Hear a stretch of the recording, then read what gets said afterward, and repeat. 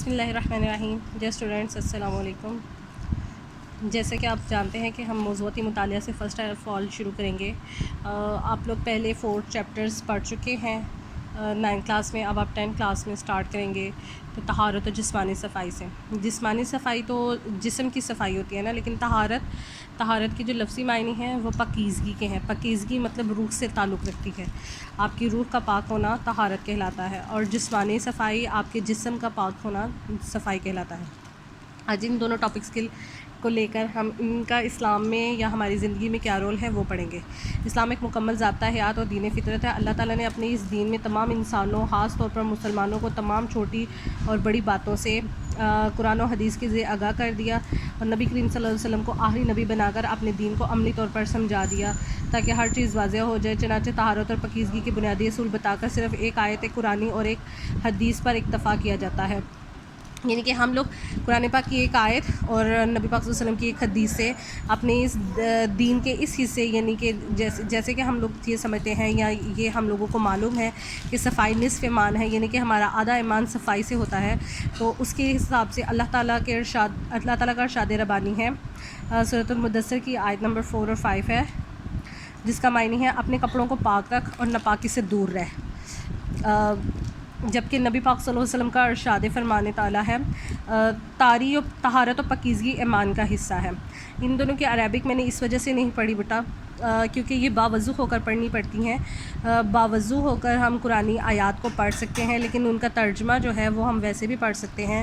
تو یہ نہیں کہ میں باوضو نہیں، لیکن پرابلم یہ ہے کہ ابھی میں نے کافی دیر پہلے کا کیا، اس لیے اب آگے سے پڑھیں گے. طہارت کے لغوی معنی پاک ہونے کے ہیں، جیسے میں نے آپ کو پہلے بھی بتایا تھا. پاک یعنی پاکیزگی. آج کے دور میں صفائی کا خیال تو رکھا جاتا ہے، اور شریعت کے اصولوں کو اپنائے بغیر عام غسل کرنے کو طہارت کے مفہوم میں لے آتے ہیں.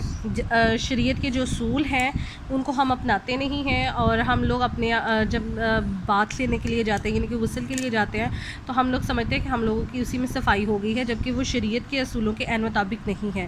اب ہم یہ سیکھیں گے کہ شریعت کے عین اصولوں کے مطابق غسل کیا چیز ہے یا کیسے کیا جاتا ہے. حالانکہ طہارت کا شرعی مفہوم بالکل مختلف ہے، اور شریعت کے بتائے ہوئے اصولوں اور اس کی شرائط کے مطابق صفائی نہ کی جائے تو طہارت نہیں ہوگی. طہارت کے نہ ہونے کی وجہ سے کوئی عبادت قبول نہ ہوگی. یہ تو فرض عین ہے کہ جب تک آپ خود طہارت کا خیال نہیں رکھیں گے، پاکیزگی کا خیال نہیں رکھیں گے، آپ کی کوئی بھی عبادت، کسی بھی قسم کی عبادت قبول نہیں ہوتی. طہارت میں 2 چیزیں شامل ہیں، وضو اور غسل. نماز سے پہلے وضو کرنا لازم ہے بشرطے کہ جسم اور لباس پاک ہو، اور اگر جسم اور لباس پاک نہیں تو وضو سے پہلے غسل کرنا اور لباس کو پاک کرنا بھی لازمی ہے. جیسے کہ میں نے ابھی آپ کو پہلے بتایا کہ میں نے قرآن آیات کیوں نہیں پڑھی، تو ایک ریزن یہ سب سے پہلے کہ آپ کو اللہ تعالیٰ کی عبادت، کسی بھی قسم کی عبادت کرنے سے پہلے باوضو ہونا ضروری ہے. وضو کے 4 فرائض ہوتے ہیں، ٹھیک ہے. طہارت کی 2 چیزیں ہیں، وضو اور غسل. اب طہارت کے بعد وضو کیا چیز ہے، وضو کے فرائض کیا ہیں؟ چہرے کو دھونا، کوہنیوں سمیت ہاتھوں کو دھونا، سر کا مسح کرنا، ٹہنوں سمیت پاؤں دھونا. ان کے علاوہ باقی چیزیں سنت اور مستحب ہیں، یعنی کہ جو بھی اس کے علاوہ کیا جاتا ہے وہ سنت اور مستحب ہے. نیکسٹ پیج پہ آتے ہیں تو وضو کا طریقہ بیان کیا گیا ہے. یہ آپ ماشاءاللہ اتنے ابیلیٹیڈ بچے ہیں کہ آپ پڑھ سکتے ہیں. اس کے بعد غسل ہے، غسل کا صحیح طریقہ بتایا جائے گا.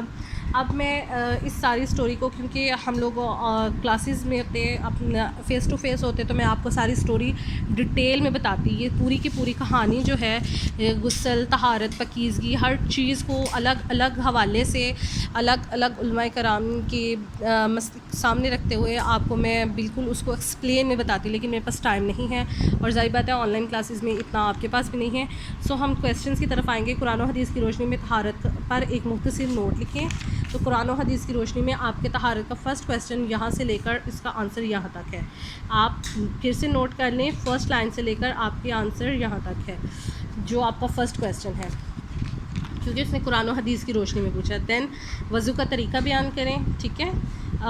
وضو کا طریقہ بیان کیجیے. وضو کرنے کا طریقہ آپ کا سیکنڈ نمبر کویسچن یہاں سے لے کر یہاں تک ہے، ٹھیک ہے. تھرڈ آپ کو اس نے پوچھا ہے طہارت کے تھرڈ پوچھا ہے غسل کرنے کا مستون طریقہ کیا ہے. غسل کا طریقہ یہاں سے لے کر آپ کا یہاں تک آپ پڑھیں گے غسل کا جو مصنون طریقہ ہے. آپ کو میں یہ سارے اس لیے بتا رہی ہوں کہ آپ لوگوں کے پاس بلا شبہ سیٹرڈے بھی ہے, فرائیڈے بھی ہے, سنڈے بھی آ رہا ہے, کیونکہ پیچھے ہمارے لیکچر تھوڑے سے پرابلم کی وجہ سے مسنگ ہے, تو آپ لوگ ان لیکچر یہ چیپٹر آپ ایزیلی کمپلیٹ کر سکتے ہیں. اور ماشاءاللہ ہم مسلمان ہیں, ہمیں بہت ساری باتوں کا تو ویسے ہی پتہ ہے. طہارت کے بارے میں ایک آیت اور ایک حدیث بیان کیجئے, تو وہ آپ کے پاس حدیث اور آیات یہ ہے. آیات مبارکہ سورۃ المدثر کی یہ لے لیجیے گا, اور حدیث مبارکہ یہ ہے. کویسچن نمبر 4 کا آنسر یہاں سے لے کر یہاں تک ہے. میں پھر رپیٹ کر دوں, کویسچن نمبر 4 کا آنسر یہاں سے لے کر یہاں تک ہے. کویسچن نمبر 5 ہے طہارت کے کیا فوائد ہیں. ٹھیک ہے, طہارت کے جو فوائد ہیں اس کے لیے ہم لوگ نوٹس آپ کو میں پرووائڈ کروں گی. ٹھیک ہے, یعنی کہ میں آپ کو نوٹس اسپیشلی دوں گی کہ طہارت کے کیا فوائد ہیں. یہ آپ کو میں تھوڑا ڈیٹیلنگ کویسچن ہے, یہ انشاءاللہ میں آپ کو تھوڑا سا بتاؤں گی. لیکن اگر ان شارٹ میں اگر اس میں کہوں تو آپ کے طہارت کے شریعت نے جو طریقے مقرر کیے ہیں, ان کا مقصد انسان کو نقصان یا تکلیف پہنچانا نہیں, بلکہ یہ تو اس کے فائدے کی باتیں ہیں. ہر نماز سے پہلے وضو کرنے سے ذہنی اور جسمانی سکون ملتا ہے, انسان صاف ستھرا رہتا ہے اور اس کی تھکاوٹ دور ہو جاتی ہے. نہانے سے پورا جسم صاف ہو جاتا ہے, اور اس طرح کی صفائی کے باعث بیماریوں سے کافی حد تک محفوظ رہتا ہے. وضو کرنے نہانے سے ظاہری صفائی بھی حاصل ہوتی ہے, اور روحانی بھی عبادت اور کام کرنے میں لطف آتا ہے, اور اس طرح عبادت بھی قبول ہوتی ہے, اور کام کرنے کی صلاحیت بھی بڑھ جاتی ہے. ہمارا لیکچر اتنا ہی ہے. یہ آپ نے پورا چیپٹر کرنا ہے. آپ یہ کہیں گے کہ ٹیچر نے پورا چیپٹر ایک ہی دن میں کروا دیا, تو بچے آپ نے پیچھے جو ہے وہ لیکچر بھی تو نہیں لیے, لیکن آگے آپ کے پاس سیٹرڈے آف ہوگا, سنڈے آف ہوگا, تو آپ ایزیلی اس پورے چیپٹر کو کنٹرول کر سکتے ہیں. Good bye.